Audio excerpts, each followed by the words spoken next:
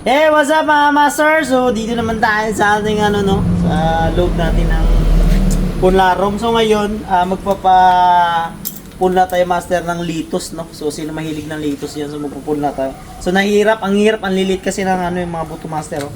So, linagay ko na siya dito sa part na to, yan.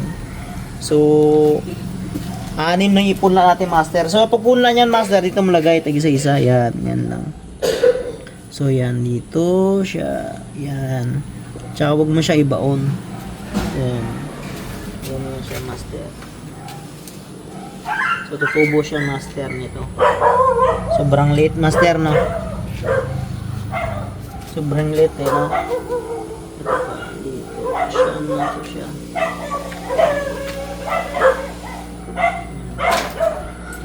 Dumi.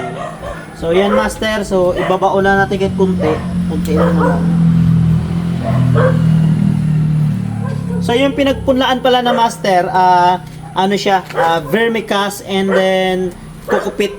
Ito siya, pinaghalo siya ng dalawa para alam mo lang master na baka gusto magpunla ng litos. So yan master, hintayin natin siya ng 1 taon para kainin na natin. So ikaw, magtanim ka na, huwag kang patamad-tamad master. Bye bye!